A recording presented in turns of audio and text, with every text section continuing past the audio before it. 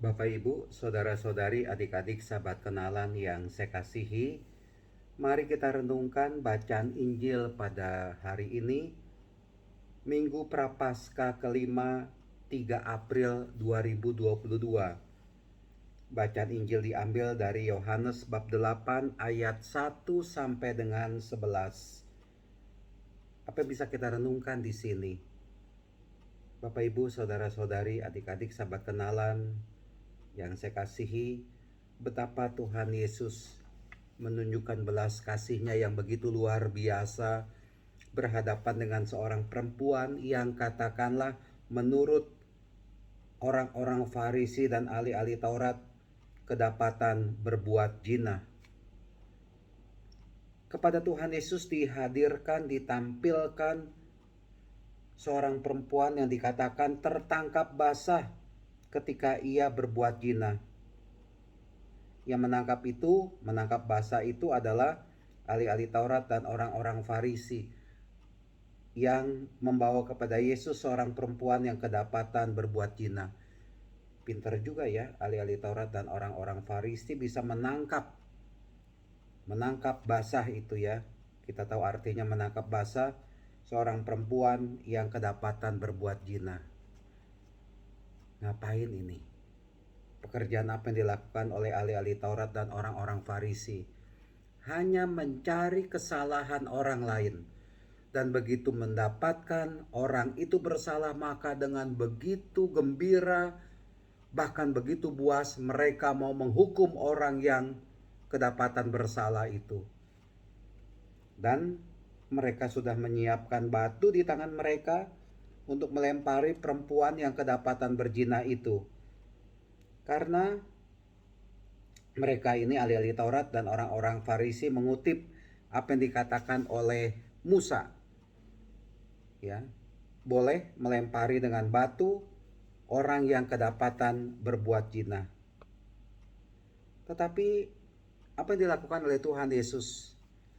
Tuhan Yesus tidak menjadi orang yang sok jago, sok benar.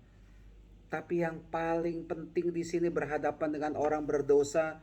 Lihat perbedaannya antara ahli-ahli Taurat, orang-orang Farisi dengan Tuhan Yesus. Orang-orang Farisi, ahli-ahli Taurat kepengen membunuh, ya, mematikan, membuat mati, menghukum, merajam si perempuan itu. Tapi Tuhan Yesus tidak. Dengan penuh kasih-Nya, Ia mengampuni, Ia meminta, katakanlah, menyapa si perempuan itu untuk tidak berbuat dosa lagi. Tapi sebelumnya ada kejadian yang sangat menarik ya.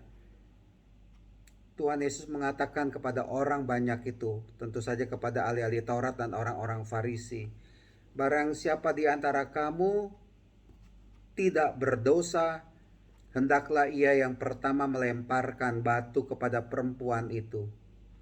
Dan rupanya sadar juga ini ahli-ahli Taurat dan orang-orang Farisi. Karena mereka juga bukan orang benar. Mereka juga bukan orang suci. Mereka juga bukan orang baik.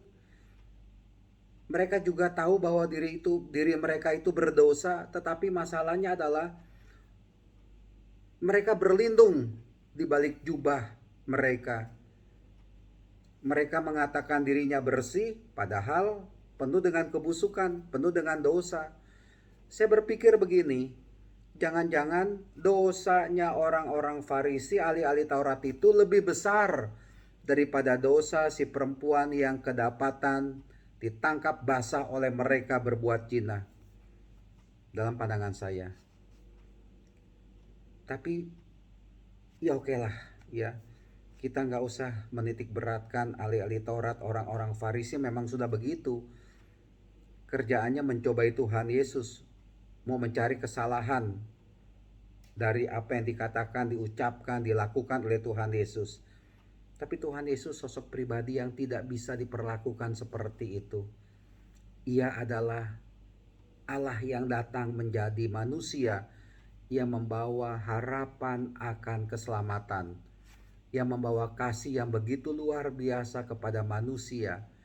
Bahkan kepada manusia yang berdosa sekalipun, asalkan dia sungguh menyesali segala dosa-dosa kesalahannya, pintu Allah sangat terbuka akan belas kasih. Tuhan Yesus lebih senang melakukan perbuatan kasih. Tuhan Yesus lebih senang mengampuni.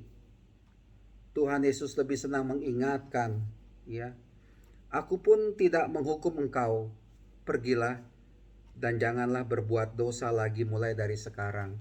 Ada harapan yang dibawa oleh Tuhan Yesus kepada si perempuan yang kedapatan berbuat zina. Suatu harapan si perempuan itu bisa memperbaiki dirinya, ya. Bisa lepas dari dosa, bisa lepas dari kesalahan. Inilah dia kerahiman Tuhan Yesus. Inilah keagungan Allah Bapa. Saya pikir Allah itu yang kita imani bukan seorang penghukum, asalkan kita mau bertobat.